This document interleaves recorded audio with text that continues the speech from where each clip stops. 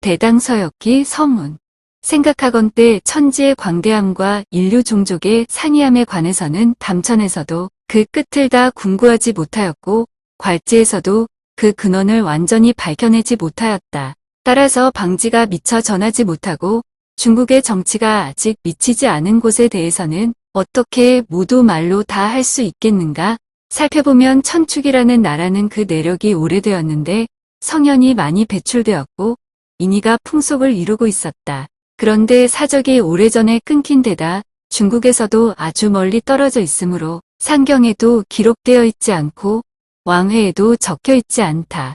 박망이 서역으로의 새로운 길을 내었던 것은 단지 공중만을 뜻에 두었을 뿐이었고 곤명의 길이 닫히고 어지럽혀지자 신지에서 힘을 다하여 훈련하였을 뿐이었다. 이리하여 마침내 부처님의 탄생을 알리는 징조가 항성으로 나타나니 천세의 현묘함이 가득 찼고 꿈의 밝은 해를 지닌 이가 나타나니 신비한 빛이 만리에 퍼졌다. 이에 채음이 돌을 구하러 찾아가서 마등과 함께 낙양으로 들어와 경장을 석실에 두었지만 아직 용궁의 깊숙한 곳까지 퍼지지는 못하였고 부처의 상을 양대에 그리게 하였지만 어찌 취봉의 아름다움을 다할 수 있었겠는가?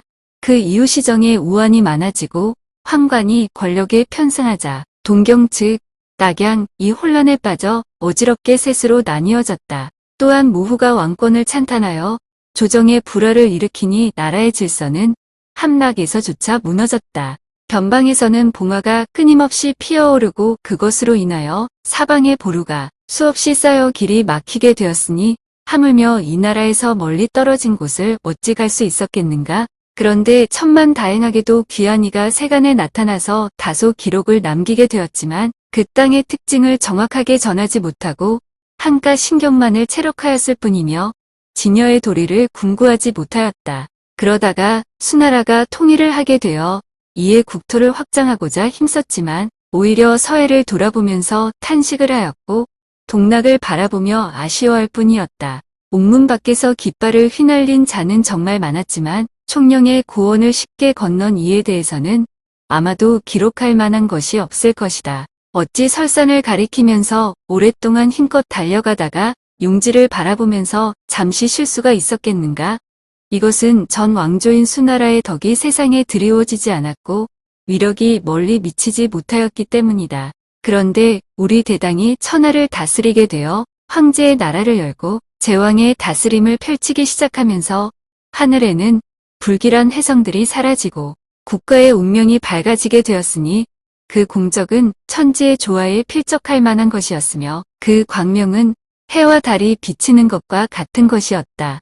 그리하여 사람들은 그 육골이 맹수들의 먹이가 될 뻔하다가 다시 살아났고 집안은 귀신들의 폐허로부터 다시 살아나 천수를 누리게 되었다. 외국인들은 고가에 넘쳐나고 변방의 오랑캐 땅까지도 지배하게 되었으니 십주가 정원이고 환해가 연못이 되었다. 이것은 오제까지도 작게 여기며 상황도 낮게 내려다 볼 정도의 일이었다. 한편 현장 법사는 어린 시절에 법문에 들고서부터 기원정사의 땅을 밟아보지 못한 것을 개탄하고 부처님의 진실한 가르침을 오래도록 가슴속에 품고서 노계원을 향해 간절하게 마음으로 우러렀다. 불국토로의 여행은 실로 오래도록 품었던 소망이었다. 마침내 당나라의 순박한 풍속이 서쪽을 교화하고 그들의 율법이 동쪽으로 귀의하게 되는 때를 맞아 정관 3년 629년에 석장을 짓고 길을 떠났다.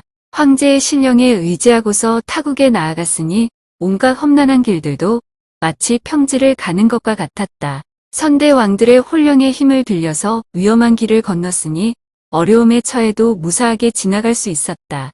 추위와 더위를 견디어내며 조금씩 나아가 마침내 천축에 도달하게 되었다. 진상을 거듭 물으면서 보기 어려운 실상을 공과 유의 사이에서 보게 되었고 정묘한 이치를 곰곰이 생각해서 듣기 어려운 정법을 생멸의 경계에서 들었다. 그리하여 성품의 바다에서 모든 의심을 깨쳤으며 미혹의 나루터에서 미묘한 깨달음을 얻었다.